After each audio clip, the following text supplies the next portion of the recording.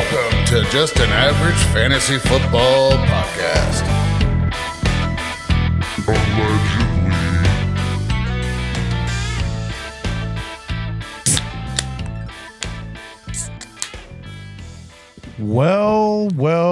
Welcome into Just an Average Fantasy Football Podcast. I'm your host, Daniel Hayes, with Matt Baker. That's me. You can find us at avgffpod.com. And you go there. You can go to the Apple, Spotify. There's buttons you can click. They'll take you to our Podbeam page, which also has other options on there as well for other podcast providers. You can also listen on the website itself by clicking that. You can go to check us out on YouTube.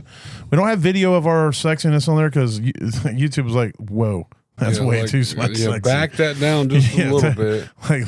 You're on the wrong. Yeah, we're going to have to go 18 plus if you guys are going to look that good. So we're like, we didn't want to do all that. So it's just our dorsal, not docile, dorsal fin, dorsal tones that you. But anyway, yeah, you can listen on YouTube, and you can find us on Facebook as well. So go give us a shout. We have bumped up a few listens this week. Shout out to some of my league mates on Sleeper. I'm in several leagues, as is Baker. And we like to throw it in our leagues every season to remind people that we do a podcast. And so our plays have gone up, so we do appreciate that. I did want to shout out a particular league that I'm actually not playing in because I would absolutely dominate if I was playing in it. But I'm helping a buddy out who is not able to draft when they're doing the draft, so I'm gonna help him with that. But either way, I want to shout out this. It's a good name. It is a good name. I'm not sure what we're not sure what it means, and I hope it's not anything that shouldn't be put on the airwaves. That's true. Because I don't know what this word means, but here we go. It's a fantasy league of dads and dink babies. Yeah. I don't know. And dink's all capitalized. Yeah, Matt made a good point. Does that mean it's an acronym for something like dominant Indonesian narcissistic? I don't know what the K would be. Koala bears. Koalas. That's a safe way to go. Definitely a safe way to go. I don't want to try that too many times. No. We're going to let that one be the only one. But either way, it's. I don't know what a dink baby is. I didn't even want to Google it. I'm definitely not Google. I don't need that on my search history. We're just going to wait and hopefully we get a reply. I want to find out if any of you bastards actually listen. I did want to shout out one of the members just because his name's Fat Booty and is giving me the same. Yeah. I said that should be your name. I'm just saying. Yeah, you're the original Fat Booty. Mm-hmm. But it was giving me some grief in there, and I'm not sure if it was him or another of the other guys was in there that actually listened to us. But he summed it up as that is basically two drunks making guesses. So, there's a lot of truth to that. Look, you don't hear us arguing. That's all I'm saying. No. I told those guys I'd give them a shout out. And my buddy Donald, I'm not sure if he goes by. I've only known him through fantasy, or Donnie or whatever. But his DFS 3 is his. That's all I know him as. Yeah. I see you out there. Yeah, he still owes us a beer of the week. He has yet to produce. Get on that. Yeah, but so shout out to you guys. I do appreciate that. And for any of the new listeners, I do want to shout out my buddy Bent Royce. You can find him on Apple Music. So his music is the intro and the outro. His real name is Benton Pittman, but he goes by Bent Royce on Apple and Spotify. Has some really good music. The opening song is off of his I guess you call it a debut album. I don't know, but it's his first album he has on there. It's called Blood, Tears, and Fears, I believe is the name of it. But anyway, it's an awesome album. It's one of my favorite. And then the outro is a single that he released in the last couple of years. It's awesome. I think he's got a new song getting ready to drop in the next few weeks or months or whatever. So yeah, go check him out. He's awesome. He puts up some really good music. And he was nice enough to let us use his music in our podcast, so it helped us, so we don't have to worry about any copyright with anybody else, unless he gets big time and decides to sue us. Yeah, that's what he's set up for. When we get big, that's right. Not when then he'll sue us. We got to get big time. That's right. And when we get big, then he'll get big. I think we're safe. Yeah, we'll probably be okay. I mean, we'll be all right. Yeah. But and then the voice that you hear in the opening when it says "Welcome to Just an Average NFL Podcast," that's our buddy Jack, who has a great voice because he smokes like 4 packs of cigarettes a day. Yeah, so Mr. Jonathan Wingo. Yes, yeah, we call him Jack. I still don't know why his name's Jack when his name's John. But it has nothing to do with any part of his name, but Jack is what his name is. So. But Matt always hopes he shows up on a horse and needs help off of it. I mean. I'm only here to help. That's. I'm just gonna leave it at that. I'm here to help. That joke has immature layers. Yes. All right, so there it is. So let's hit some news off the cuff.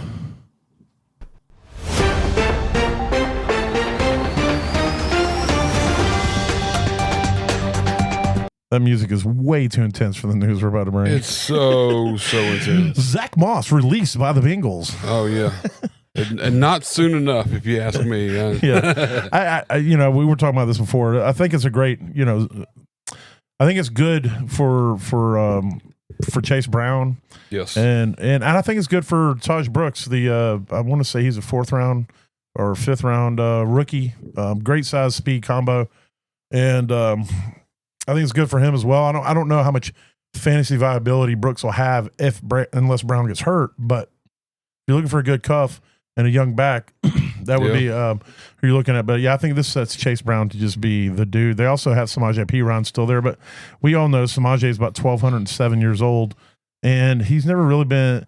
He's a pass catcher guy. He's a 3rd down guy. He's every once in a while he has a big game on 6 catches, kind of guy. Like he'll have a game this season. But I don't think he's going to run the ball 10 times. I think the rushing is going to be mainly Chase and mainly Brooks, unless they bring somebody else in. Obviously, there's going to be a lot more cuts over the next few weeks, and there'll be guys getting picked up off the scrap heap. Matter of fact, I imagine Zach Moss will end up on somebody's roster somewhere. Speaking of that, Noah Fant was cut by the Seahawks last week. I'm pretty sure that was a salary cap casualty.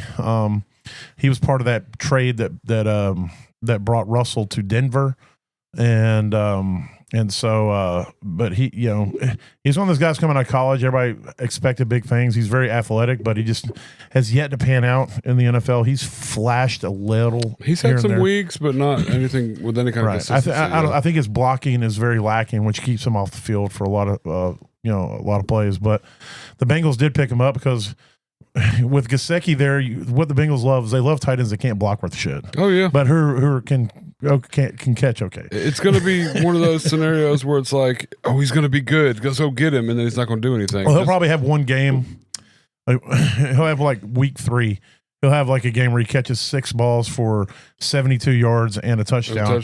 And everybody's going to be like, oh, Noah Fant's about to be the dude, because we all keep wanting that tight end to show up in Cincinnati, with that passing attack and just and become that staple tight end that we can throw in our lineups. But it's like, no, instead we're going to get what's his name, Tanner. What's the tight end? Tanner Hudson. Tanner Hudson. You get Tanner Hudson every once in a while, who has one of those games like I just talked about, 6 catches, 74 yards. And then Eric All was looking good last year, the rookie, until he got hurt, and he's going to be hurt all this season. Gesicki's even flashed there. Gesicki being very athletic, pretty decent pass catcher, but no one's really been like a solid. You can count on, for especially for an offense that passes that much. You would kind of hope that you could find a pretty consistent tight end. So I don't think Fant's going to be that guy. So, but we'll see. I think Eric All was probably set to become that guy until he got hurt, and I don't know when he comes back what he's going to be able to do. But but see, Terry McLaurin, that's that whole thing is just. It's not going anywhere good. He's not at camp. He's hurt with finger quotes. Okay.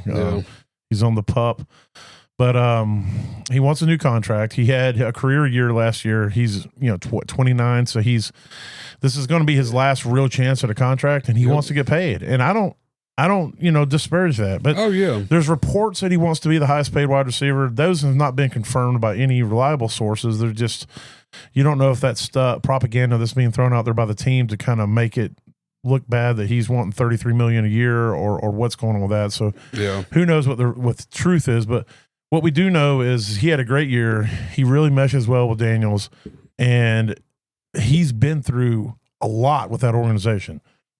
And bad quarterback play, bad everything play, bad organization that was just run by a despicable person, and Dan Snyder and everything that went on with that. And now he had a great year. The team had a good year. It seems like this organization is kind of on the uptick. The new ownership, new coaching, new energy, and he wants to be there and he wants to get paid. But now he's saying he wants to get traded because the talks aren't going anywhere, and he wants to go somewhere where he's going to get a check and be respected. Yeah. So we'll see. I'm going to throw it out there just because I had an epiphany. Was it yesterday or the day before, Matt? 2 days ago. That was a good catch, by the way. Appreciate that. I hit the group chat with Matt and Terrell and said that I think that a hot take. I have heard it nowhere else. If someone else is saying this, I didn't hear it. But that I think McLaurin's going to get traded to the Bills. I think that's what's going to end up happening. That's intriguing. I mean, him and Josh Allen would be amazing. Yeah, that would be. He is a crisp route runner. The duo. Yes. And McLaurin's always been just a lunch pail, hard hat, show up, do his job type receiver. He's never really been like a Diggs or somebody who's always kind of been diva-ish and things like that. And he would just work well in that Bills mentality, that Bills team. And I think that with his ability at wide receiver and what Josh Allen can do with the ball, I think that would be dangerous. It's crazy. Like, I'm looking at McLaurin's stats right now, and so how many yards do you think he had last year? 1,400. He didn't even have 1,100. Really? He had like 17 touchdowns or something. He had 13 touchdowns. 13, the last 5 years, 5 years, he's averaged 1,100 yards a season. He's averaged 78 catches. Yeah. He's been identical for the last 5 years. Yeah. Touchdowns is what set him apart last year. Moved him from wide receiver potentially 14 to 20. He was always to that wide receiver 7. He was always that high wide receiver 2, kind of the DJ Moore kind of guy. We always talked about bad quarterback play. Super healthy. I mean, he's missed 2 games. That's what I'm saying. Dude shows up. He just puts on his boots and goes to work. That's what he does. You put him on a team that can score touchdowns, like we saw with them last year. I mean, he's going to be 10 touchdowns. He's a perfect locker room guy. Yeah. And you get him the ball and you give him respect and you make him feel wanted. And this dude will go out there and he'll absolutely put everything on the line. And he'll show up every day for you. I would love to have him in the Panthers, but the Panthers don't need to go after McLaurin right now. The Bills are primed. Yeah, y'all been grabbing. Yeah, we got Renfro and Thielen, baby. Oh yeah, well, and plus y'all been grabbing the first round pick wide receivers the last 3 years in a row or something, right? 2 years, all right. And first of all, second of all, Leggett was a late first round. Okay. I mean, I'm not hating on it. I'm just saying y'all are out here. Let's use our first rounds to grab receivers instead of trading to get them and all stuff. We got Thielen at a song. Yeah. In my opinion, and he's done great for y'all. He's been great. He's a great mentor for the Panthers. I think. Yeah, definitely locker room. Locker room friendly as well. So yeah, we get him and Renfro on the field. We'll have White Lightning out there. Oh, it's going to be. God, I really do hope that Renfro has a reemergence this year. Just shows back up. I didn't know. So this is interesting. We all know that he missed a year or two. Yeah. He was out with illness. Or was it I thought it was a mental illness thing? Like he was having issues. It was like ulcerative colitis or something. Oh wow, it was an illness. Yeah, okay. Like this dude, I'm sure there'll be more, especially if he gets on the field and does something. There's going to be a piece probably done about in the news or something. But I had no idea. I haven't really dug into it. I just kind of heard them talking about it on a Charlotte local radio station, and I had no idea. I just figured dude couldn't get a team or whatever, but no, he was dealing with like real stuff. Okay. So for him to get back out there on the field, but he has tweaked a hammy or something too. So and it begins. Yeah, but speaking of injuries, Isaiah Likely broken ankle, out for 6 weeks. There are reports that a lot of quote experts feel like he'll be back. He had to have surgery on the foot They think he'll be back by week 1, but you have to take some things into consideration. I mean, he's going to miss all training camp. Yeah. So, and he'll be coming off of an injury. So, I would expect week 3 or 4 before he really starts hitting his stride again. And plus, they still have Andrews, so it's not like it's a necessity for him to be like out there. Right. So, I doubt they're going to want to throw him under the gun, like, straight off out and be. And I think this bodes well for anybody who's got Andrews. Or is going to pick up Andrews in a draft, that at least at the beginning of the season, you should get a couple games with just him as the without the stress of likely potentially taking targets. Another injury you need to monitor is Justin Jefferson, soft tissue issue with his hamstrings. Been kind of dealing with that the last couple of years. And the coach came out and said they were hopeful. Essentially, said they're hopeful he's going to be ready for week 1. So, it's kind of one of those things really need to monitor. I don't want to end up with another Christian McCaffrey situation. Right. Where they're like, yeah, he should be ready, and then he's not. And then all of a sudden it's like, oops. So, but that's basically it. Is there anything that I missed that you have heard? I'm sure there's a lot of tweaks and bangs and bruises going on. We're not going to go through all those. We're just trying to a lot of people highlight some of the blowing it up in camp and all, that's some of the camp hype and all that going on. But tonight, the first game of the first game of the season, the Hall of Fame game. Trey Lance is going to start. And we'll see how that goes. But it's kind of like what's the word I'm looking for? To put somebody that's probably never going to be in the Hall of Fame starting the Hall of Fame game.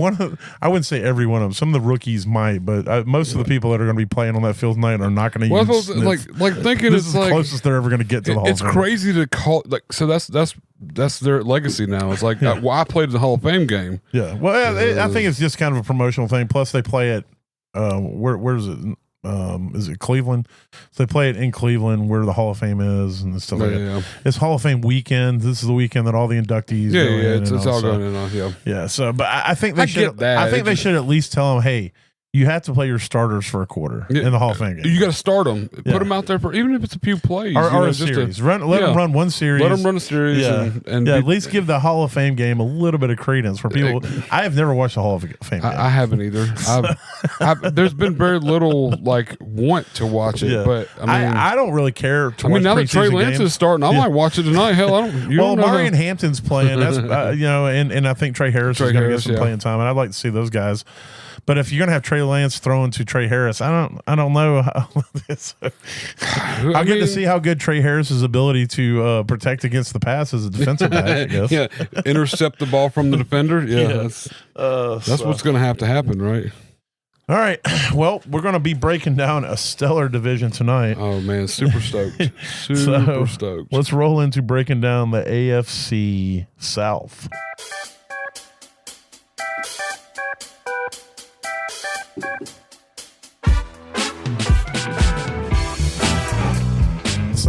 That's a groovy beat right there. Listen that bass.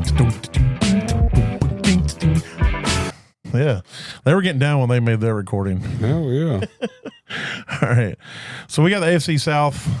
This division is a dumpster fire of terribleness. So, which means it's probably going to be a very competitive division, and they have 3 teams make the playoffs. amongst themselves. So I think we both have the Colts at the bottom. Is that right? That is correct. Mine, they're way at the bottom of mine. We'll start about the bottom. I got the Colts going 6-11. I've got them 3-14. So last year, surprisingly, they won 8 games.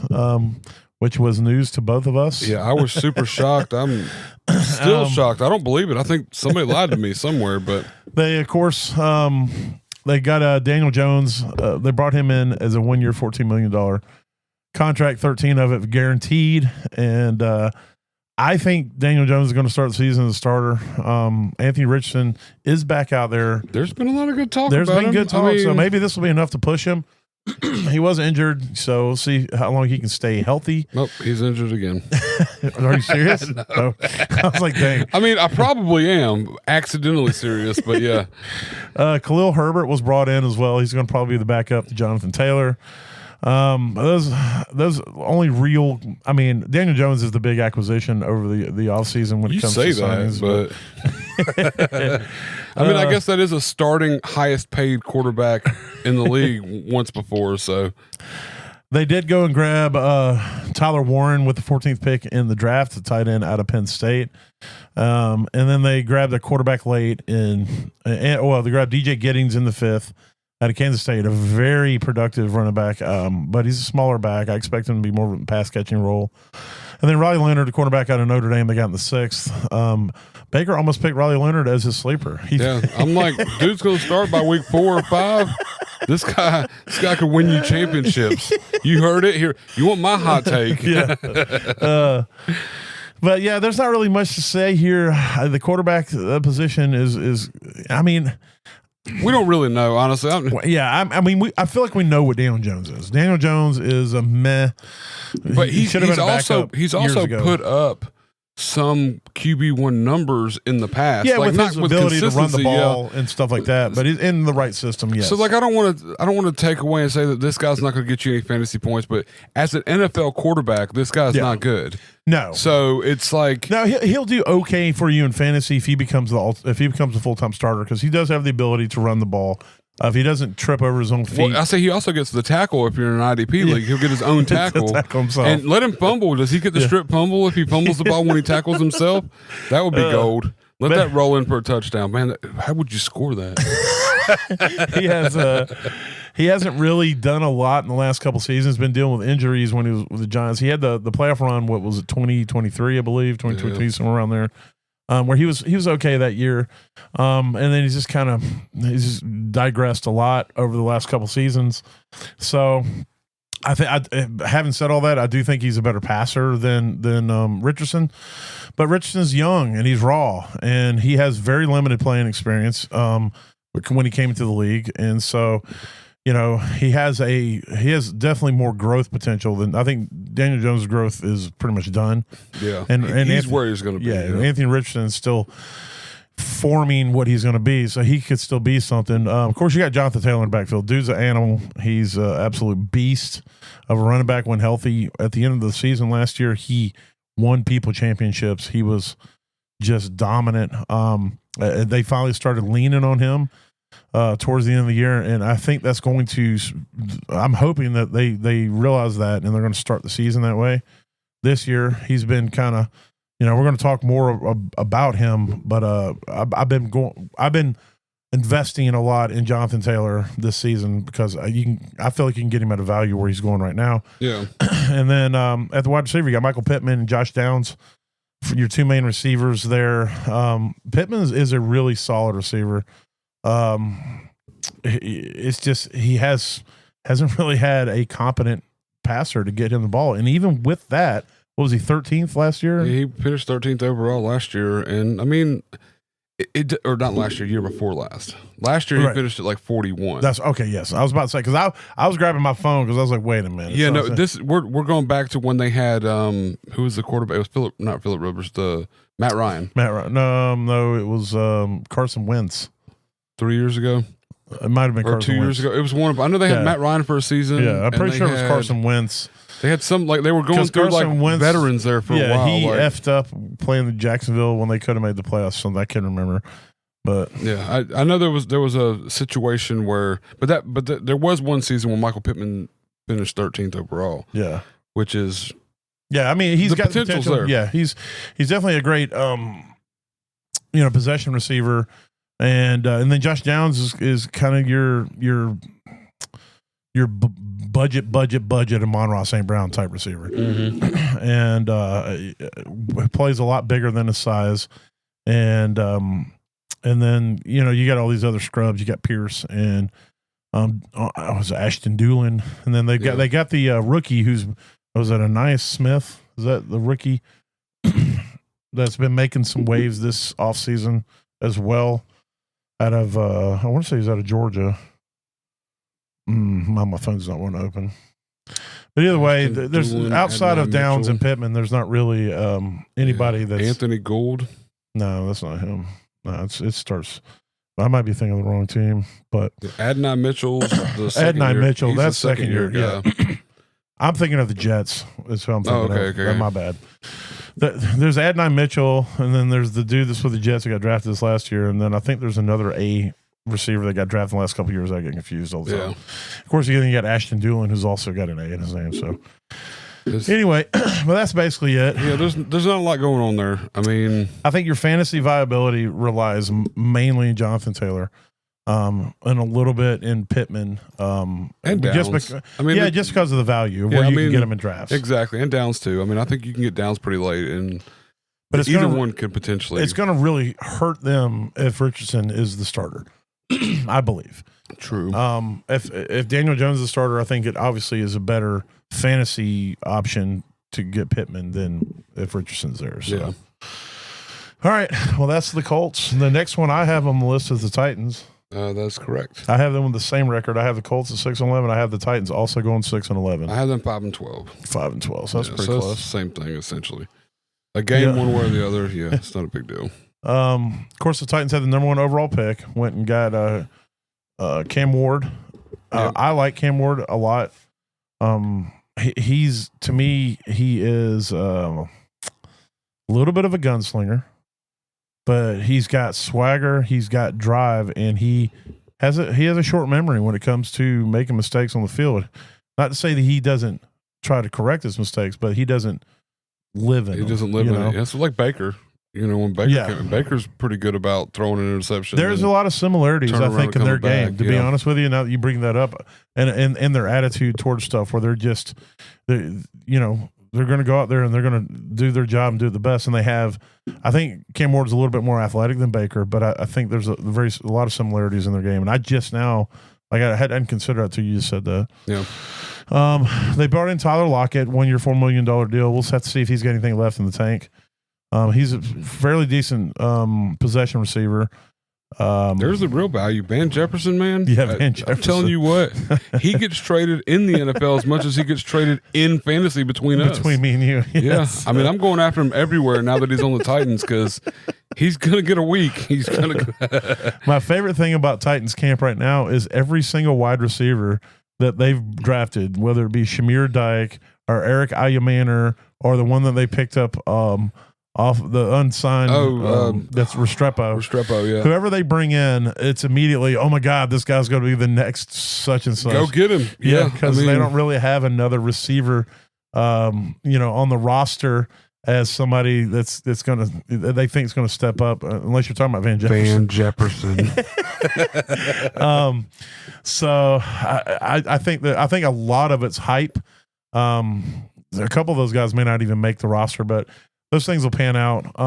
I think Calvin Ridley is sneaky in this season, and we'll definitely talk more about him later. But I just think that he's going to be the main target getter on that team. But he's playing for a rookie QB, so you have to always take that into account. But this offense is going to be, I think, in a better position than it was last year as far as what they're going to want to do and how they're going to want to do it. I think they're going to focus a little bit more on the tight end position, try to do things to help their rookie quarterback out. So Chig Okonkwo could actually start seeing some of those payoffs that we've been waiting for. Somebody as athletic as he is at tight end. I feel like he's one of those guys too that we keep like.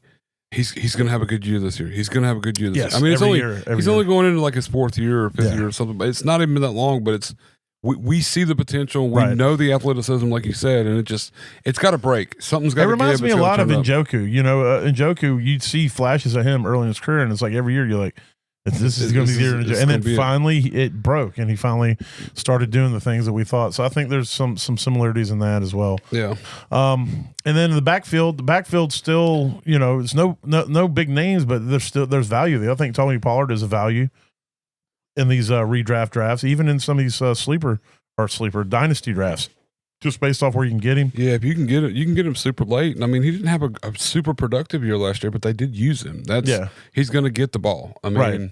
And then Spears is one of those guys that he doesn't need a ton of touches to be viable. Mm-hmm. If he gets 10 to 15 touches a game, receiving or running, he's gonna get you fantasy points to be able to fit into a flex. And at any point in time, if Pollard does start to slip up, miss games, miss tackles, miss blocks, whatever, we could see more Spears, and he could potentially be a a guy, especially with a rookie quarterback. They're always looking for that. Hey, Will Levis isn't playing quarterback, so you don't have to worry about Pollard making tackles. Oh, yeah, that's true. That is true. Whew, man. That takes a load off of my mind. Well, it's more probably that's why Burks got hurt so much. Yes. Was tackling the defender from the ball thrown to him. Had to play defensive back at wide receiver. But yeah, I think you're right. Spears is definitely an option to throw in to have because he does have flex value, I think. And he definitely has value if Pollard goes out. Yeah, cuff value. So Pollard's definitely very sneaky. And then the big thing is how. What is Lockett going to be? Is Lockett going to be somebody that's going to be out there every down, or any of these other younger receivers? That second or third receiver on the team, what kind of values are going to have with a rookie quarterback? Yeah. And but I think the main people I'm looking at in this offense is going to be Calvin Ridley and the running backs, and then maybe Chigakonkwo. Maybe look at Okonkwo, yeah. So, but again, we both have them going pretty low, so we don't expect a ton of offense this year. Yeah, I will say I saw an interview, or not an interview, a press conference with Cam Ward, and he said some interesting things that were very mature for his age, talking about how he watched his dad go to work for years to a job that he didn't like to pay. And work hard, get up every morning, go to work, and do that to put a roof over the head and to pay the bills. And he said he's basically saying, if I can't get up and come to a job that I want to do and enjoy it and put in the same level or more effort and work, he goes, then he said, then I don't need to be here. And he goes, and that goes for anybody that does this. Yeah. He said, we're all blessed to be here to do this thing, to get paid this kind of money, to do something we all enjoy.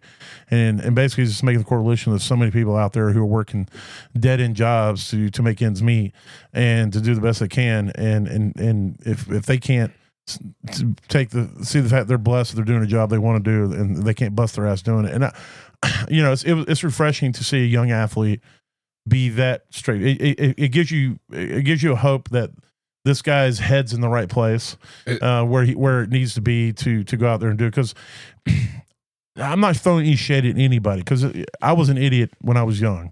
And if I was an idiot with millions of dollars playing a sport where I had cameras in my face all the time, there's no telling what level of idiot I would have became. But there are so many of these athletes who come out and it's all about the limelight and the partying and the girls. And, you think of Johnny Manziel and the things that he went down. And it's just refreshing to see a young man come out and say those things. And it made me want to invest in him more as a fan and as a fantasy manager, just as a fan, even though I could really give two shits about the Titans as a whole. I do cheer for players of other teams just because of how they portray themselves, how they carry themselves. Yeah, no, it makes it easier to watch football when you know that they're out there, or at least they portray themselves out there, right, enjoying what they're doing, and playing the game properly. Yeah, for every Ben Roethlisberger, I wish there were 10 Cam Wards. Because it's like every time I'd watch Ben Roethlisberger out there, I was hoping that he would get hit by a dump truck. Yeah. But if I watch Cam Ward, I want to see him throw 6 touchdowns every game. I'm looking now, noticing they did a lot of work to that O-line. Yes, I mean, they got a couple decent names up there too. I didn't realize came over. So yeah, they like Dan Moore Jr. That was a big contract that they did as for bring him in at tackle. Yeah, so there's a good chance I could have undervalued these guys. I mean, they spent a lot of money in the defense too. So yeah. Their defense wasn't horrible. No, it was okay. Last year. It was pretty decent. So their rush defense was if I'm not mistaken, it was like the weakest. I was trying to remember if it was their weakest or their best. It was one of those, you either wanted to play running backs against the Titans or you didn't. Yeah. It's one thing I can't remember, but either their passing defense was garbage and their run defense was good, or it was vice versa. But maybe but based off of what I see them signing, maybe the rush defense was asked. Yeah. They went and got a lot of linebackers and defensive linemen. Yeah.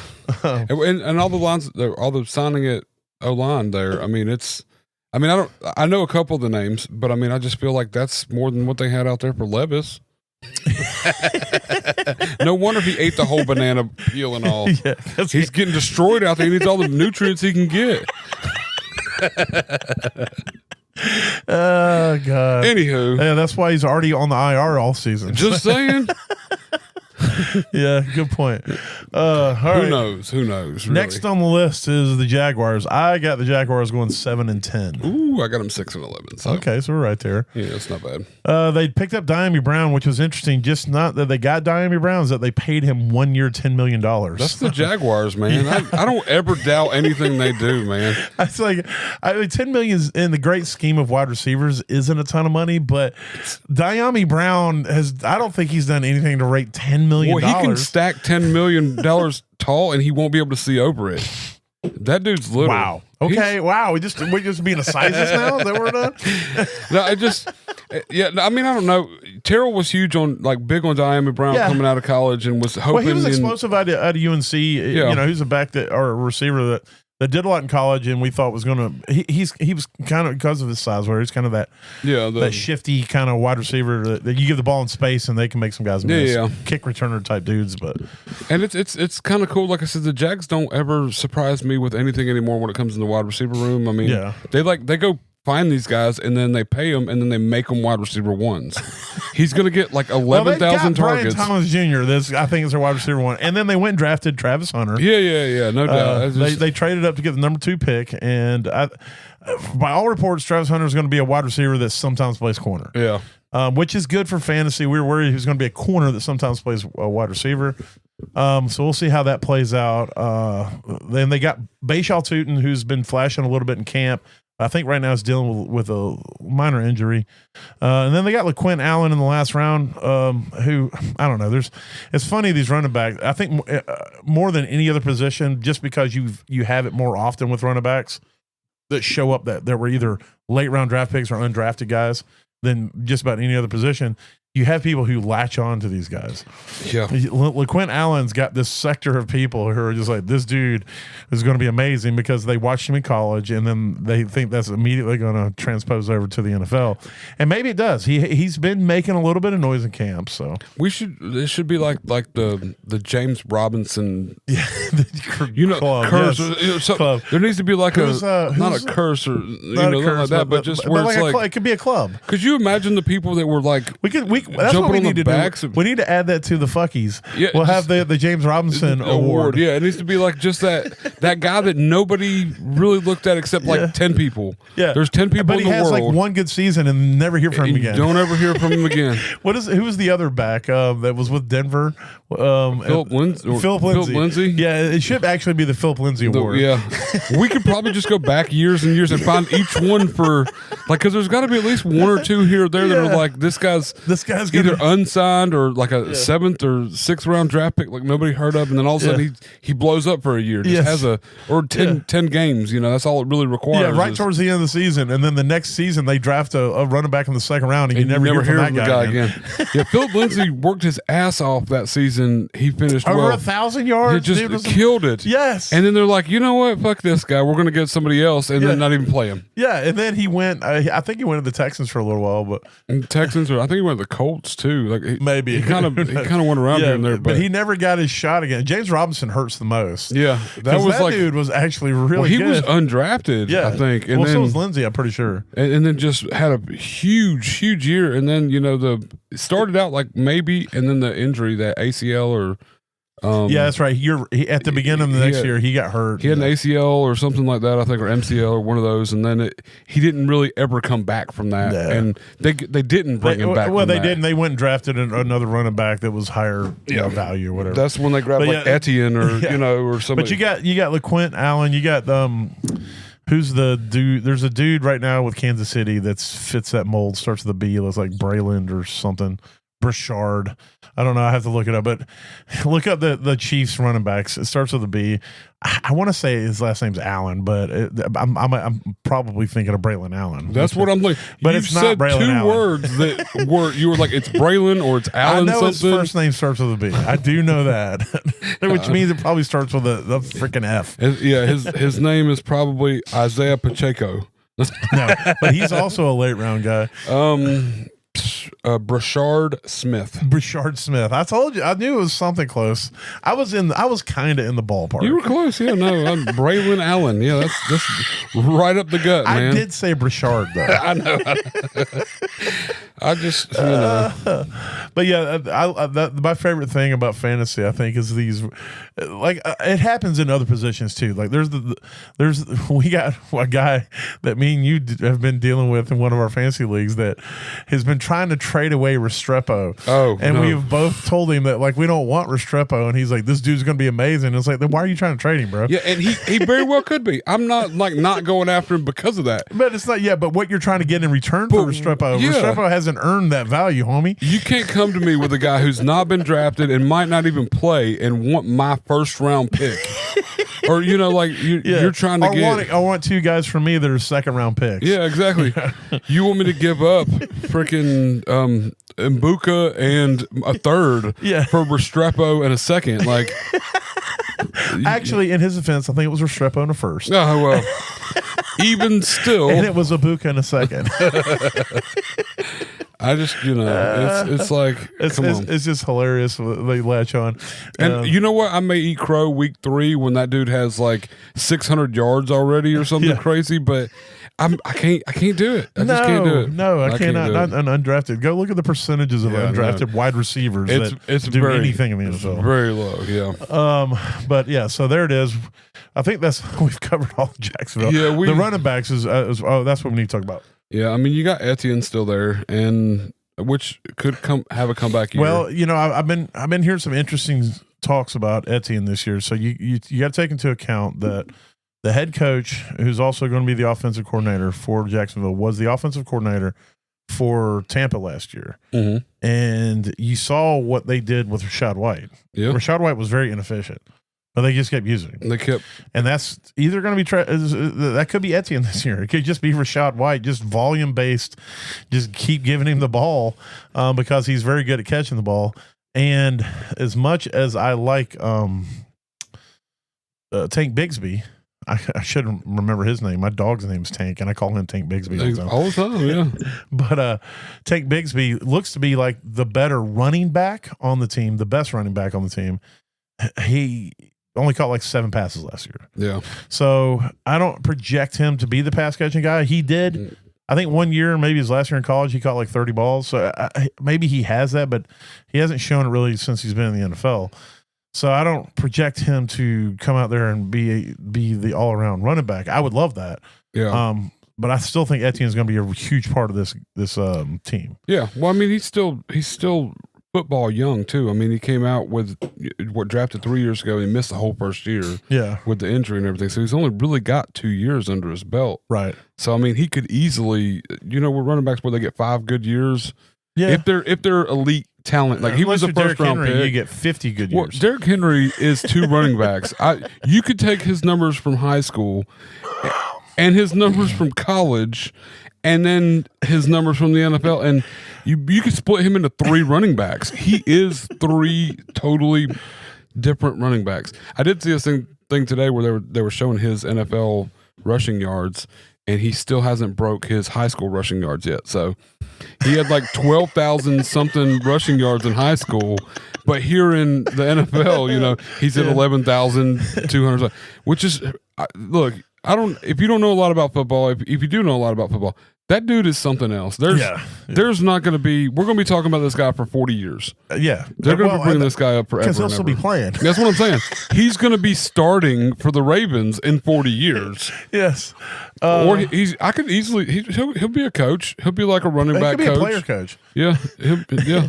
I either saw Nick Saban saying this, or I saw somebody telling a story about Nick Saban saying this, but whenever Derrick Henry was a freshman and he was at Alabama, and he wasn't picking up like the pass blocks, and he was just getting destroyed in the backfield, and the running back coach or somebody was just like eating his lunch, just giving him the business, and Derrick Henry was like all down and stuff, and so Nick Saban went up to him and just kind of gave him a little pat, to kind of tell him, hey, it's okay, everybody gets yelled at, and he's like, Coach, listen, in high school, we didn't have like plays and stuff. They just like gave me the ball and told me to run. I never had to block. Like I don't know how to do this. Like I need y'all to have some patience. Yeah, like I'm learning how to be a running back. Yeah, I've always just been a running back. I've always just been like I've just been the offense. Yeah, they just gave me the ball and I ran. Like I didn't know I was supposed to block. They shouldn't even have played a quarterback for him in high school. He should have just been direct snap, run, and just go. They might have. I haven't watched the games. That's true. It could have been that way. Yeah. Seven high school titles. The only quarterback in high school history that had 0 passes but had 12,000 rushing yards or something. Yeah. Well, he probably like the last season they did Henry for 3 years, and then the last season they would actually run the quarterback because everybody would just tackle Henry on the sidelines over here, and the quarterback would just walk it in. So anyway, back to the Jaguars. That's where we go on a Derrick Henry love fest. I don't even know how we got there, but it was a trip. We made it though. Bashal Tutin's interesting to me too. He was one of the highly touted back coming out of college out of Virginia Tech, and if he can stay healthy, he's definitely going to demand touches. So it's kind of a mixed bag in that backfield, and it's really kind of convoluted right now. And hopefully, as the preseason goes on, we get some more definition, clarity how they're going to do that. And like I said, the wide receiver. Brian Thompson Jr. is the dude. He was the 4th overall fantasy wide receiver last season. He was just a beast, and he was playing with Mac Jones a lot of seasons. So, that's true. With Trevor out there, hopefully he knows he's got a top guy. And then we'll have to see what Travis Hunter can be. Travis Hunter was a great receiver, but he's still, as good as he is, he's still raw as a receiver because he had to play both ways in college. And so he didn't get the refinement that you would want. So as good as he is, he still can be better, and especially in his route running and things of that nature. He had, I want to say he had like 4 routes is all he had to run in college because they're not going to like break a route tree down for him. So it was like a post route, a go route, a post route, a 9 route, and like maybe 2 other simple routes. It was basically maybe a drag, but but he's a smart kid. He's obviously a hard worker. I mean, play both sides. There may not be more hard worker than Travis Hunter. Well, they're going to have to change the stats on Sleeper from like 90% of the game to like 180% of the game if he's going to play both sides of the ball in any way. Yeah, they're going to have to. This guy could finish. He goes off a 200% scale. That's what I'm saying. Like this guy could finish a game with like 160% played every game if he's only out there a little bit as corner. You know what I mean? Like this. Yeah. It could easily upset that whole scale they got going on there. You hear me, Sleeper? Get ready. You have to fix that. Oh, yeah. That's going to be interesting. What they'll do is they'll just have 2 game logs. Yeah. It'll be side by side. And they'll have percentages for each of them for the defense and the offense. We'll add it up ourselves. We got you, Sleeper. I think tight end is where the value really is right now because you can basically get him off waivers. And unless more news comes out, he may start climbing up drafts. But Benton Strange is been running primarily as the ones is by all reports. So they got rid of Ingram, who's now the Joker in Denver, and so Benton Strange, I think he's a 2nd or 3rd year tight end. So we'll see.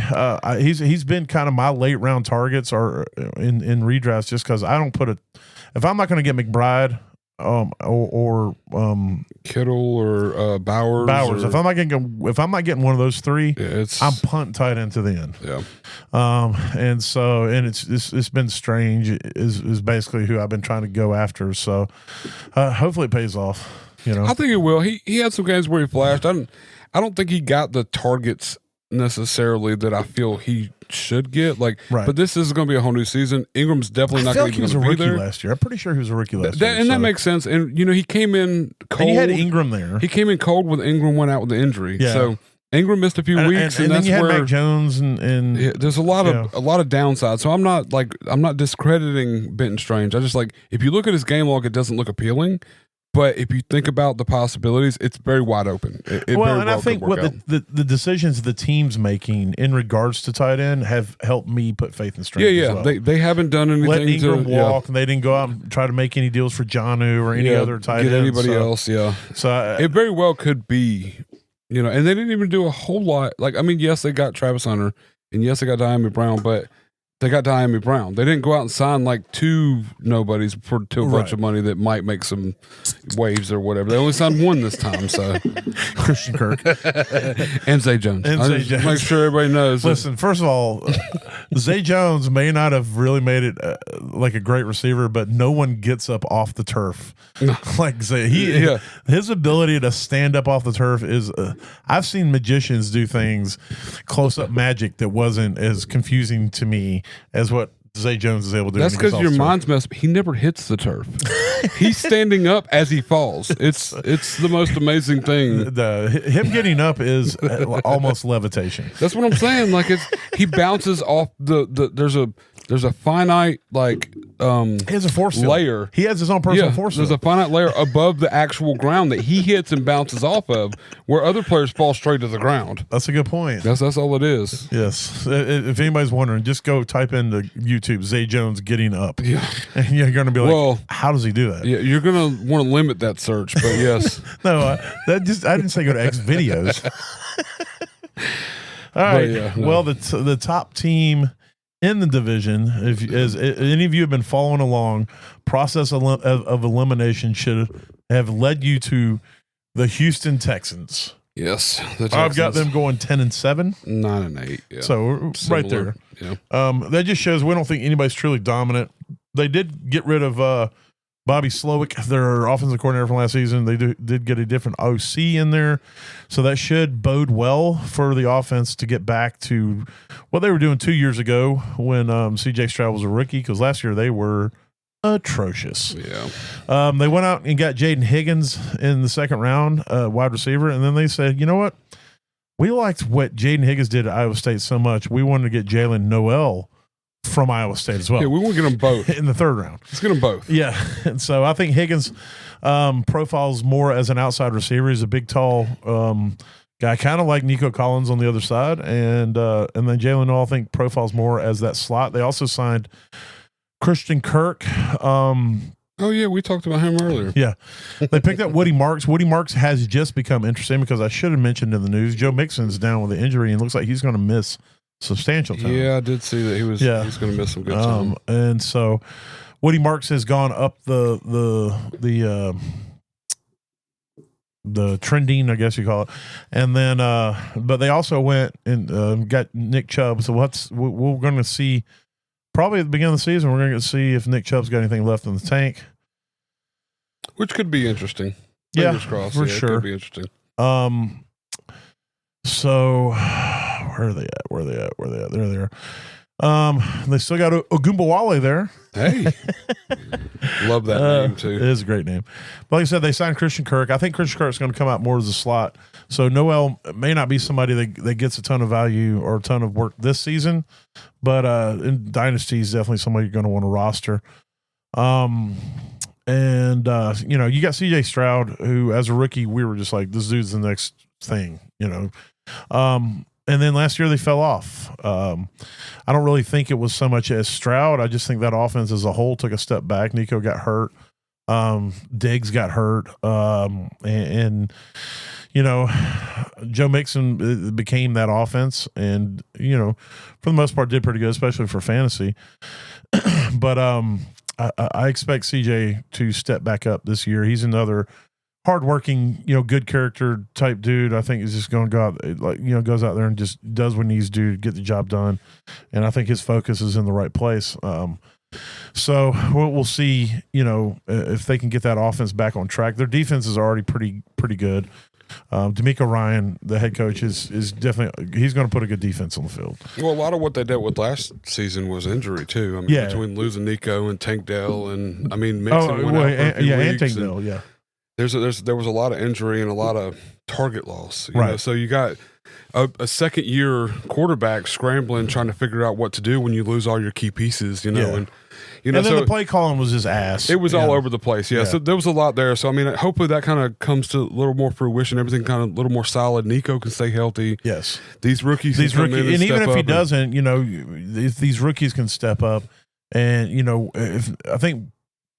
One of the things they realized last year is if Nico goes down, they really lose that dominant pass catcher who exactly. you know, kind of 50-50 guy. And I think they want Higgins to be that. He profiles as that. So they're pretty mirror image body size wise. Like you know, size, speed, everything. So it's going to be interesting how they work that, because I'm big on Higgins. He's somebody I've been looking at even in redrafts. I just think that he out of this wide receiver draft class, once you get out of the side of Hunter and Tet McMillan, it's kind of a dice roll in the rest of these receivers of how they're going to pan out. You don't really, you know, you don't have the group like you had last year, and so who's going to step up? Somebody's going to hit. Oh yeah, he's got a good path. Yeah, and so I think to me, that's where I'm kind of putting my money is with Higgins and him. I've picked him up quite a few places too, because like we talked about before the podcast and everything, I'm a big fan of these teams that have two big, like, good receivers, good threats to the defense, because you can't cover two guys that can stretch the field. Right. And, I mean, so one of them's going to always be a problem for defenses and stuff. So, and he's got all the earmarks to potentially be a Nico Collins in this same offense, you know. So it could run both ways. I don't think Nico's played a full season since he's been in the league. He hasn't. I mean, and you know, then sign a Christian Kirk, who's sometimes he's been kind of a down the field guy or a slot here and there, but he's been injured the last 3 years. So. Well, I think Kirk as a slot receiver, Jacksonville's biggest issue with Kirk is they tried to turn him into their down the field guy. The big guy. That's not what Christian Kirk is. Christian Kirk is a slot receiver. Yeah, you know, and so. I think he's going to he'll bring a lot to the table when it comes to mentoring the younger guys, and bringing some stability to that slot position. Somebody that I feel like CJ Stroud can depend on to be, you know, get him the ball in a pinch, kind of like what Adam Thielen is for Carolina. Yeah, for Carolina and Bryce Young. Yeah. I completely I wanted to call him Braylon. Oh, there you go. I got Braylon stuck on the mind. But for Bryce Young, just a solid receiver that knows how to get open. He's not super flashy. He's not super fast. Nothing, whatever, but he's just a professional receiver. And I think Kirk can be that. To some extent for Stroud, and he's definitely a more calming influence, I think, in that locker room than what Diggs was. Oh yeah, you know? Definitely. And so we'll see. I got big hope for them. Right now, it's just the running backs is really the huge question for me. Dalton Schultz is a tight end there. He's an older guy. He's an older. He actually isn't as old as you think. Oh, really? Yeah, he's one. I might be wrong, but I'm pretty sure when you look up his age, you're gonna be like, oh, I thought he was like 32, and he's gonna be like 27. Well, he's 29. Oh, okay, so he is. He's running that. Yeah. He's running that. He's 7 years experience. But he runs like he's 46. Yeah, no, he definitely does. But it's 6'5", 242, and 7 years in the NFL. He is 62 years old right now. So. By football years, yes. Yeah, because we got to start. I was thinking about the other day, like as far as our factor goes for football years. Yeah, we need to sit down and write it down. We need to write down our scale, and we got positions are different. Oh yeah, definitely. Yeah. Positions and size. Like if you got like a 5'8", 210, or like Tyler Lockett isn't as football old as somebody who's been a D lineman that's played the same amount of years. Yeah, exactly. Because Tyler Lockett didn't take a lot of hits, you know, but he may be old. So his football years aren't as high. It's got to break down. We got to have like all this. It's going to turn to look. We need. I got Microsoft Excel. Does anybody know how to write an algorithm? I got you. I'll figure it out. I'll write a Mac-gorithm and we'll have it all figured out. Oh God, I don't know what a Mac-gorithm is. But we don't need Al to figure it out though, so I can handle it. Who's Al? The guy that wrote Gorithms. Dude. I wish. Hold on. I got to have something for this. Yeah, but there's got to be a button for there it is. There it is. Love it. You know what? We're gonna get so much feedback on that joke. It's gonna be great. That's gonna be the one. That's gonna be the joke takes us to the top right there. We'll get 62,000. I don't know who Al is. What are you talking about? Well, the guy who wrote Gorithms. I'm sorry. I love stupid shit like that though. But yeah, Tennessee's going to take. The Titans are going to win this. Tennessee or the Texans, not Tennessee. Tennessee's going to lose this division. The Texans are going to take this division, and like I said, with a 9-8, 10, even 10-7, still a low record to win a division with. But yeah. All right. Well, from there, we're going to hit this. We're going to try to hit this as quick as we possibly can. We'll do our smash, pass, and sleepers. So go ahead and kick off whichever one you want to hit first there, Matt. Smash, Michael Pittman Jr. Where's he going right now? Right now, he's going off at wide receiver 50, 125 overall. He's an absolute smash. Last year was his worst year, and he finished 41. And I don't care if he's got Daniel Jones or... And he had a broke back or something like that. He had, quotation, air quotes, broke back. I feel like it was more of a, I don't want to play with this guy. Well, it wasn't on a mountain. But hey.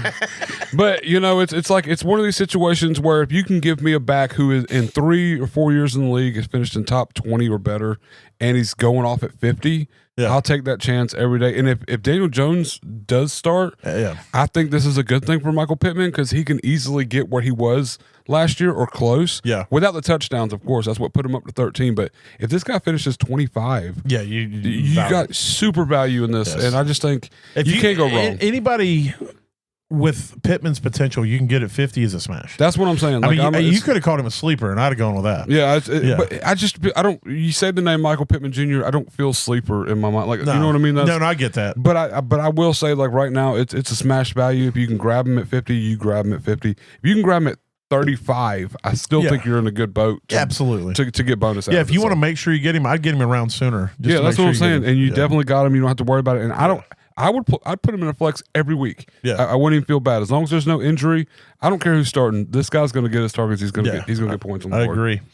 All right. Well, my smash is Jonathan Taylor. That's amazing. We both same team. We haven't finished in last. We both took our smash from him, so it's kind of a weird thing. But I think with yours is more about the value.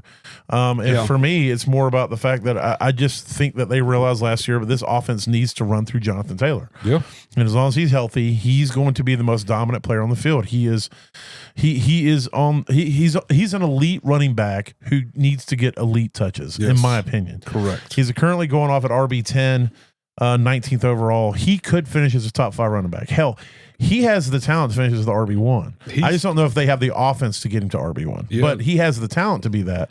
But McCaffrey was able to do that in shitty Panthers offenses for years. And so if they include Jonathan Taylor in the pass game, if they can convince Richardson to dump the ball off or throw it to the running back, the moon is the sky's the limit. Well, or the moon, or the stars, even if you or a galaxy. If this guy played the only season he's played all 17 weeks, he finished as RB1. Mm-hmm. So I mean, if you take that into consideration, he finishes RB9 in 14 weeks. Yeah. So I mean, you take that into consideration. That was last year. Yeah, last year on a shitty offense. Yeah. To finish RB9 in 14 weeks, I mean, you're not gonna find a player that's going to be able to do that. That's.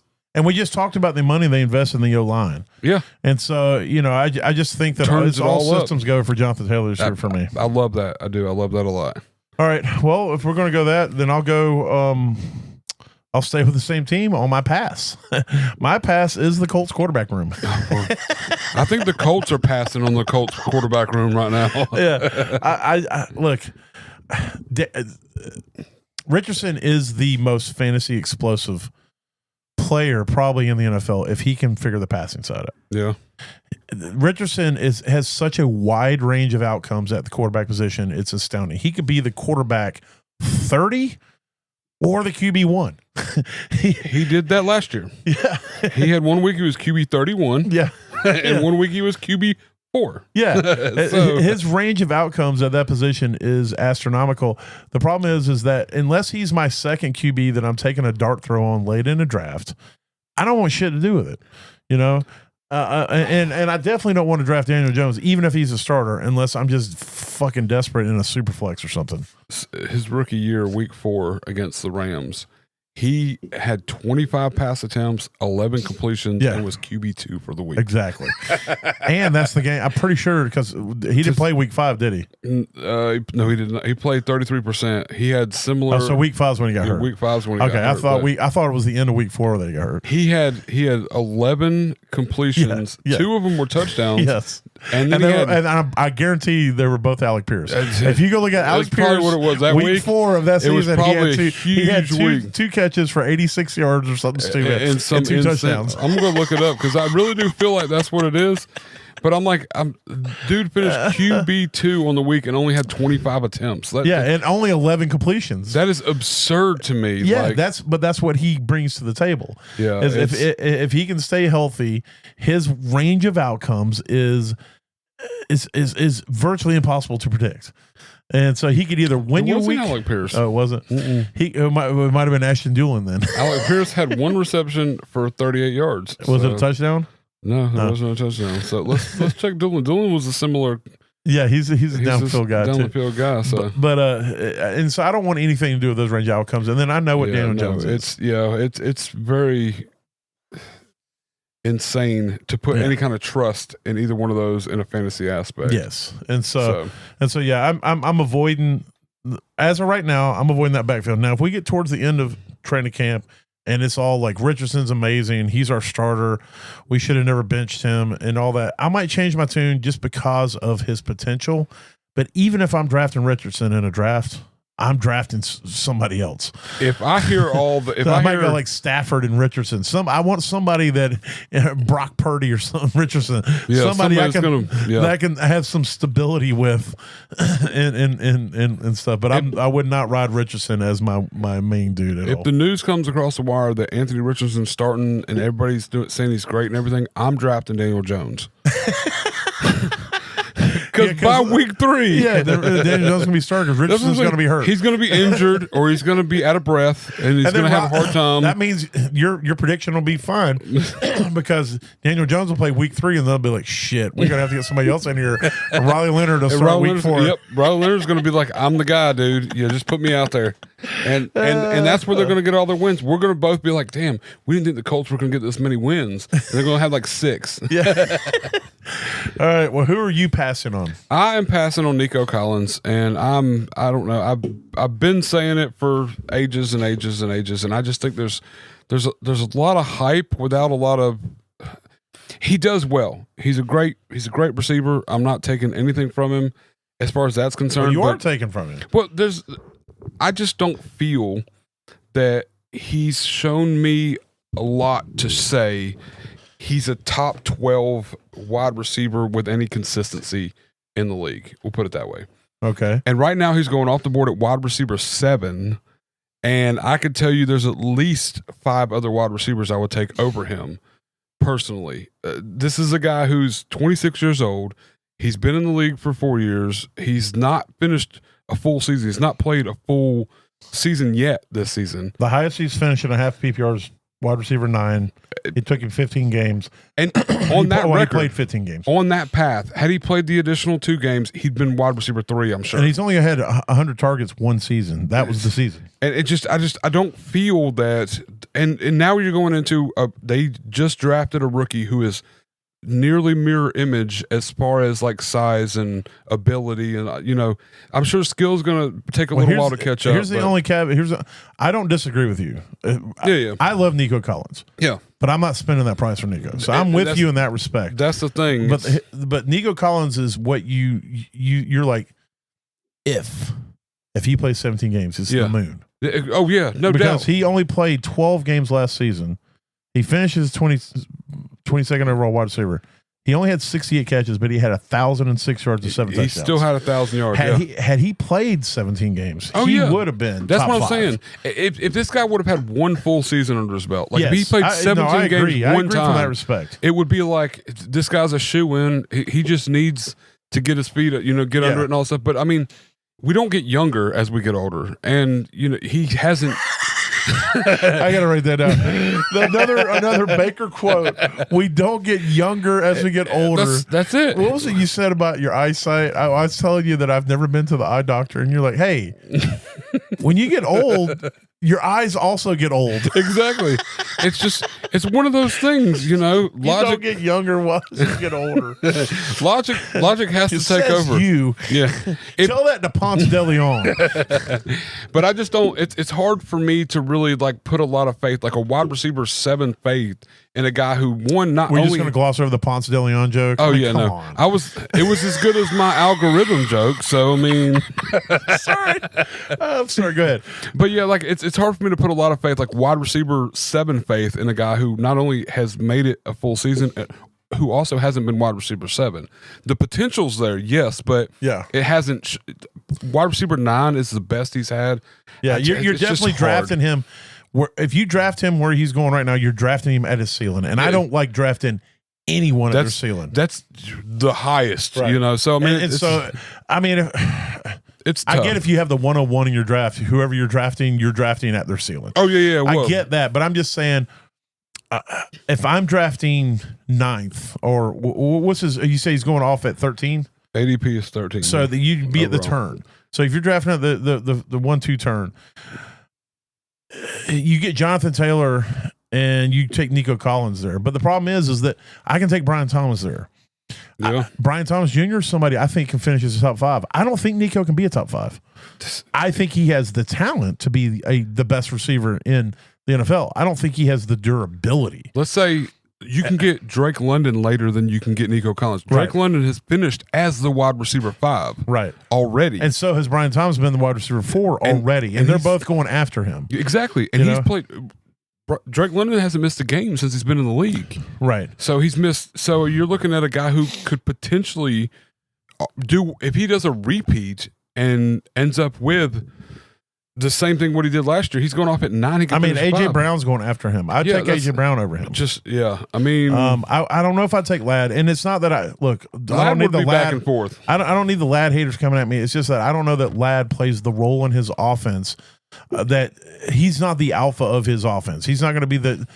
He may look whatever. He's not the Nico Collins of his offense. Yeah, a lot has to happen in Ladd's favor in order for Ladd to be the guy. Yes. So I see what you're saying. I mean, I'd be tempted to take Garrett Wilson over him. Garrett Wilson's going wide receiver 15 right now, but I'm a little bit higher on Jets than most this year, and that's still near the 3rd round too. Right. So I mean, you could literally pass on 34th overall. Yeah, you could pass on Nico and grab a running back, or I mean, in some redrafts, depending on the scoring, you can grab Josh Allen right there. If you want it, single quarterback, or if you want to go and grab somebody like that in the front, but like if you're going like Achane, Josh Jacobs, Bucky Irvin, Jonathan Taylor's going at 19th overall. Yeah, Chase Brown 24th overall, Kyron Williams 26th, even Brees again. I'm higher on the Jets at 30th overall. So there's a lot of other talent that you can grab that has a lower floor and the same ceiling. Yeah, or a higher ceiling. Or higher, yeah. Yeah, but, because, again, as much as we think Nico has the talent to get there, he's not. He's played 4 seasons. Yeah. This isn't like he's played a year and a half or 2 years or whatever. He's played 4 seasons. He has not played more than 15 games in a season. In any season. And the one time that he did play 15 games, he still only made it to 9. Yep. And what is this offense? And that was the year that there's the best version that the Texans offense have had with him there. They've looked the best they have. And so are they going to get back to that? And now you bring in a lot of young talent at receiver, which I think will help him ultimately. Yeah. But I don't know that it'll help him get to that one. It's going to go, like I said earlier, with the back and forth, it's going to help take some of the defensive pressure off sometimes, as long as the wide receivers are good. And if the wide receivers aren't good, he's going to have more pressure. Yes. So I mean, you can't beat out what you haven't done yet. You can't be what you haven't done. I agree. It's hard. It's hard for me to get on board with that. Well, yeah. When there's that's like at Genty going right now at running back 6. I think Genty has the potential to be an amazing. I love Ashton Genty. He has not played one fucking snap in the NFL. You don't know what's going to happen. Okay? Yeah, exactly. And so you're telling me I got to take him at RB6? No, I'll take Devon Achane, Josh Jacobs, Bucky Irvin, Jonathan Taylor, Chase Brown, Kyron Williams, Brees Hall. I'll take all those over Ashton Genty because these guys have actually done something in this league. Yep. And now next year, if Ashton Genty balls out this year, just like when Jahmyr Gibbs, who I had the same feeling about last year, I wouldn't take him as high as he's being drafted. Well, I would be taking Jahmyr Gibbs high this year because he's done it. He had a good year last year, but he didn't do it at the beginning. Yeah, it was slow, and it took an injury too. I mean, you think about it, with Montgomery going down for a few weeks, that kind of helped boost Gibbs' stock. Is Gibbs going into his 3rd year? I think so, yeah. Yeah. I'm talking more about his rookie year. Yeah. Last year was his 2nd year. Yes. Yeah. But yeah, so I'm with you. But that's I don't like drafting people at their top. I can't draft Nico Collins. If you're telling me I can grab Nico in like the 3rd, early 3rd, late 2nd, something like that, I mean, I take a shot because I know I could see him finishing as wide receiver 15. But just wide receiver 7 is just, it's like you said, it's a ceiling. He's never done it. Yeah, exactly. It's not even his ceiling. It's beyond his ceiling. Beyond, exactly. It's above and beyond it. I mean, if he plays a full 17, I can see him getting to wide receiver 7. Yeah. But he's never played a full 17. So I can't do it. All right. Well, sleeper. Off that, who's your sleeper? Sleeper's Tajay Spears. Going off his running back 41. When they did use him a little bit at the end of the season last season, and in a midst of Tony Pollard's injury and stuff, like he missed a couple weeks, he was way more efficient than Pollard was.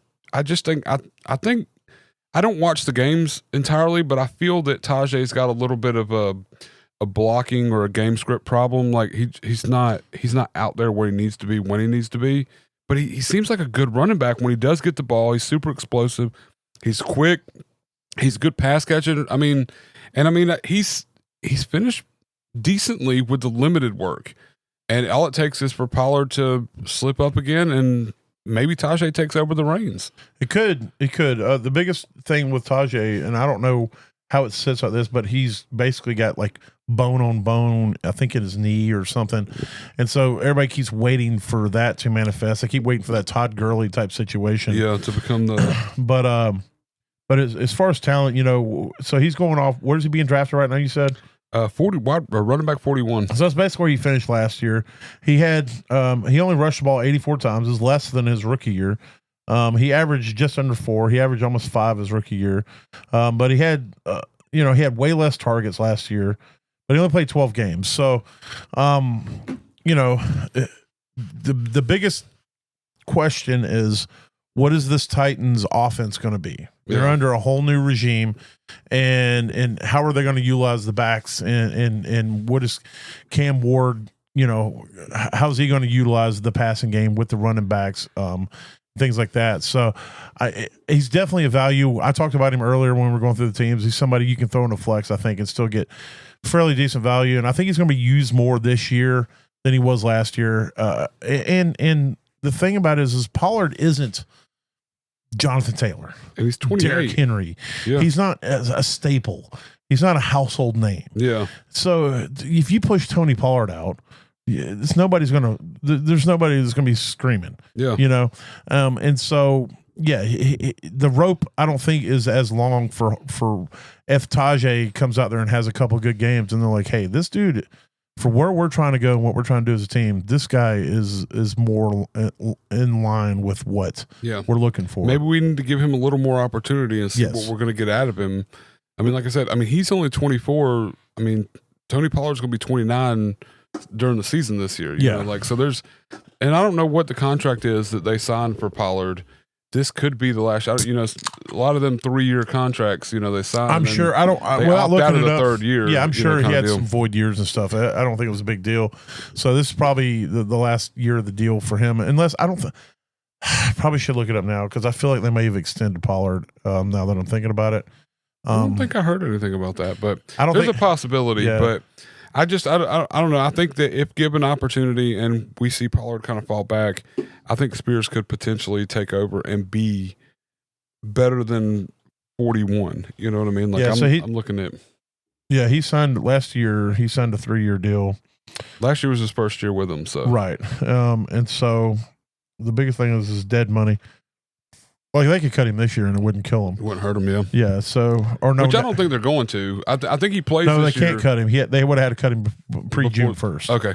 So next year they can cut him, and his dead cap would be $7 million. They can save 1.5 if they cut him next year. Yeah. So, and if they see what they got in Spears, or if they decide to go, out, they're still in a partial rebuild. They went and got a there's still a lot going on there. But Tajay Spears, but I will say one thing about the Titans: if Cam Ward turns into like an elite rookie quarterback, like a Bo Nix, or CJ Stroud, Jaden Daniels, yeah. If he turns into like that type, this is a team that has pieces that could take. I'm not saying like playoffs, but they could definitely surprise us in this division. In this division, they could make playoffs. Yeah, well, they could if it turns up. Like if something turns over. If Cam Ward turns to be who they are, this coaching staff seems to be a competent coaching staff. Their defense isn't terrible. It's a fairly solid defense. They've improved a lot, and so if they turn into that close games, yes. I mean, if they could pull a couple like field goal games and take. I could see them getting 9 as long as Ward's a competent. Yeah, I got them at 6, but if they won 9, that's what I'm saying. If they won 9 or 10, I wouldn't be surprised. That's what I'm saying. It wouldn't take that much in this division to be up there with the you look at last year with Washington. Washington going into last year were like, I got a rookie quarterback, like maybe 6 or 7 wins. Yeah. And then they went to the playoffs. Exactly. So it's just one of those things where same thing with the Broncos. Depending on how we were both really competent the quarterback play is. So. Yep. With good these teams with decent defenses, and then they get a quarterback that's competent to come in. Yeah, we can't really honestly predict. Like I'm guessing, but they could easily turn up to the Broncos or like we saw with the Commanders last year. So crazy enough, I went with the same team that you did with my sleeper. I went with Calvin Ridley. Okay, Calvin Ridley is the best pass catcher on this team. Yes, he is going to be getting the bulk of the targets. He's currently going off at wide receiver 32, 74 overall. If he stays healthy this year, he's going to finish as a wide receiver 2 minimum. Yes, definitely. He will get the target volume, and that's where he'll be. He is a very good receiver. And if he gets some competent quarterback play, because you got to take into account, where did he finish last year? 27 overall with Will fucking Levis. Yep. Okay, and Mason Rudolph. Yes. So like that is like that would be like, hey, here's a plate of dog turds. Do you want this to eat? And I'm like, no, bring me something else. And you're like, all right, cool. And then you turn around, and you walk out, and you come back in, and you bring the dog turds back. That's what it's like heaven when you put Mason Rudolph in for Will Levis. Correct. But what you did this time, you sprinkled a little bit of garnish on the dog turds that made them look a little nicer. They look prettier. Added some corn. Yes. Yeah. And so he had horrific quarterback play. If Cam Ward is a competent passer and Ridley stays healthy, how many targets did Ridley have last year? 120. Okay, and how many? 64 he caught. So he caught 50%, just over 50%, and he's still got 1,000 yards. Yes, if you give him 120 targets from a competent passer, and he catches, I don't know, 60%, 65% of those, he's going to be an absolute value. Yeah, I mean, you're looking at, let's say, at yard per catch, so 7 yards, and he gets yard per catch. He averaged 15.89 yards per catch. Okay. So let's say he gets 30 more catches on 120 targets. 3, 4, that puts him at 1,450 essential yards, and no telling how many more touchdowns. Right. Let's just say, but even if it isn't any more touchdowns, it's no more. Yeah, that's 40 more fantasy points. 45 more fantasy points. That puts him over 200.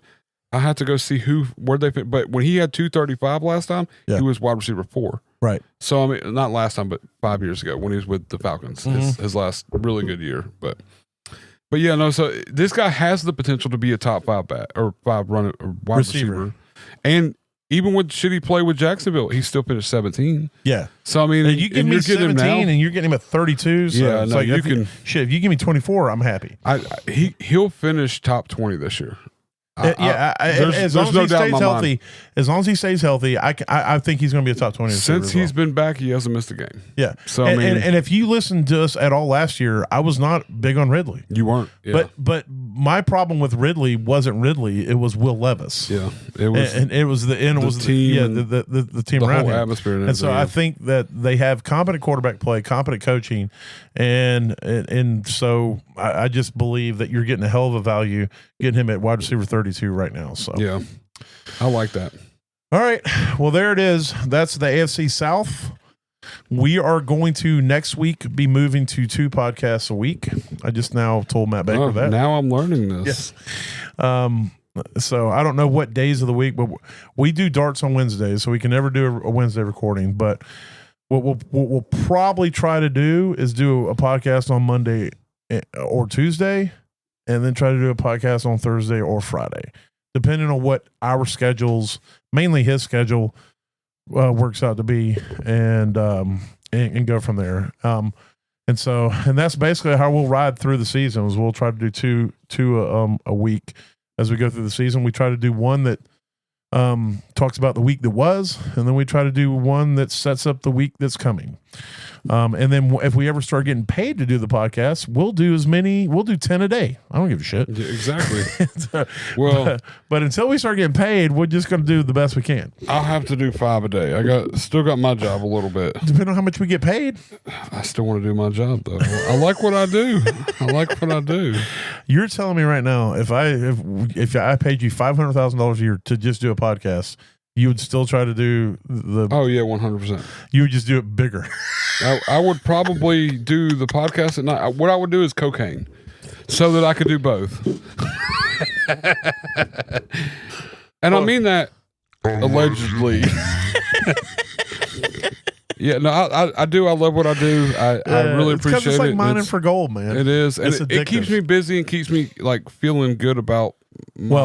Well, then you can be part of 5 a day. I'll do 5 by myself a day, and I'll do 10 because I would be just happy to sit here and do podcasts. Well, if you give me $500,000 a year, what I'll do is I'll buy a Bluetooth headset, and I could unload units and sort units while I just spit off the. I mean, I don't do. What about storage units? It'll be, hey, it'll be the same context you're getting right now, but with heavier breathing. It's a lot heavier breathing.